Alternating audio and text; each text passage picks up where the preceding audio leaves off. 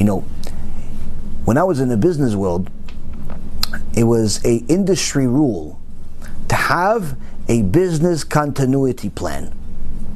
What's a business continuity plan? A business continuity plan is when all fails, what's going to happen to the business and its customers. If, let's say, the trading systems fail, what do you have planned for the customers?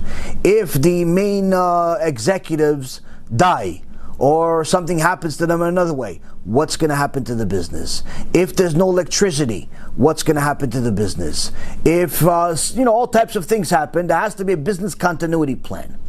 I got an email from Google to let me know, as a Gmail subscriber, like I'm so important in the world, about their business continuity plan. They wanted to make sure that I know everything is okay. We have a plan. It's a business continuity plan that now there are certain employees of ours are not going to work from our place. Some employees are going to work from it, but there's going to be specific people in, specific people out, and so on and so forth. They told little old me about their business continuity plan. I'm sure you probably got the email, so I'm not so special. You probably got the email too if you have a Gmail account that you pay for.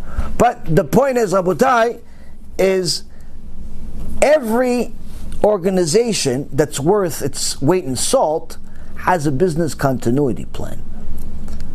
Our synagogues, our yeshivot, our Torah must have a business continuity plan.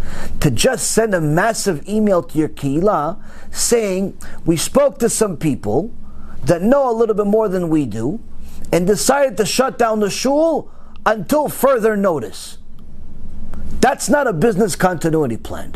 That's the leaders panicking and making their people panic even worse. Why? Now if I'm a member of this shul, and now I heard that the shul is closed because they spoke to some people, and there's no shul, that means that's it, finished. That's it. Whoa, the situation's much worse than I thought. More toilet paper, honey. Why? Even the shuls are closing, meaning God doesn't even want our prayers anymore. We're doomed. Hashem yishmo for such leaders. Before you ever thought about shutting down your shul, you should have thought about, what are we going to do for prayers? What are we going to do, most importantly, for learning? How am I, as a rabbi, going to continue teaching my kehillah, my dear community? How am I going to reach them and continue teaching them Torah every day? If you're not teaching them Torah every day, keep your shul closed anyway. With or without Corona, there's no point for your shul. But if you have limud in this shul, it's a real shul that has limud in it, let the people know, by the way, okay, we're not going to have the shiur at the shul anymore, but every day I'm going to send you guys a short video. We're going to put it on YouTube. We're going to put it on somewhere else. We're going to let you know the weekly parasha, the daf yomi, the this, the that. I'm going to let you guys know we're going to continue learning. The Torah doesn't stop.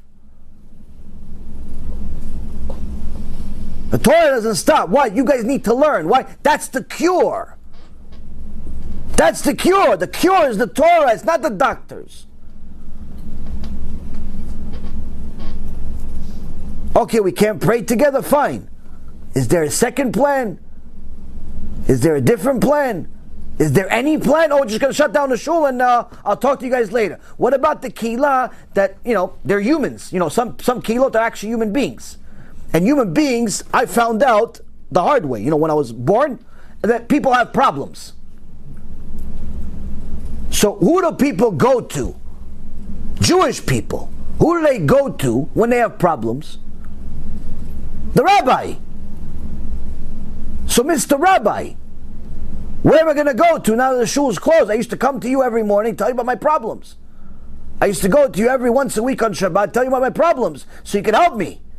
The shul's closed. Can you let me know? What happened?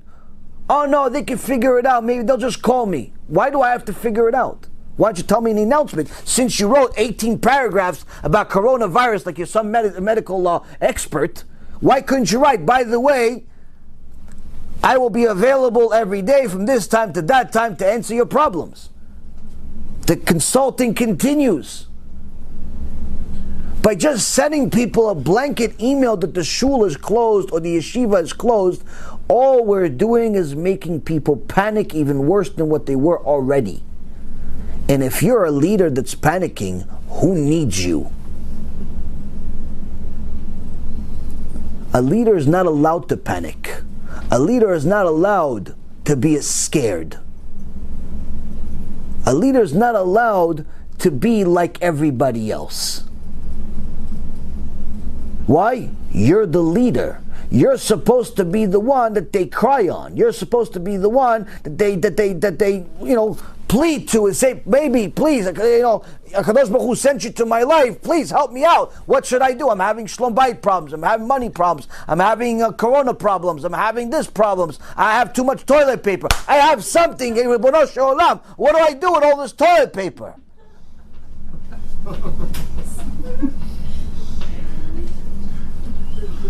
Now, if you're not going to be there because the shul is closed, what am I going to do? What am I going to do? No, my kila knows me. No, my friend. What about the people that are on your email list that are not part of your kila?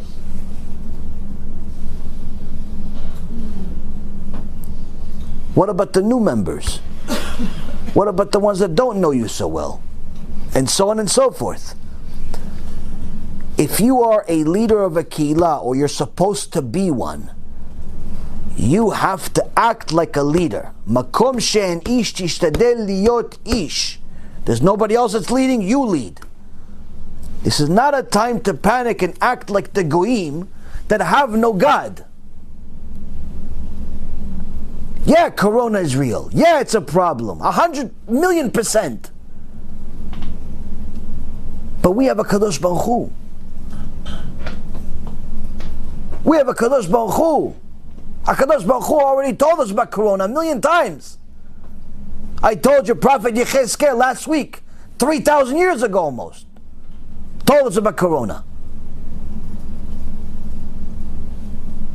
The Gemara talks about Corona. The Rashi talks about Corona. Chachamim talked about Corona.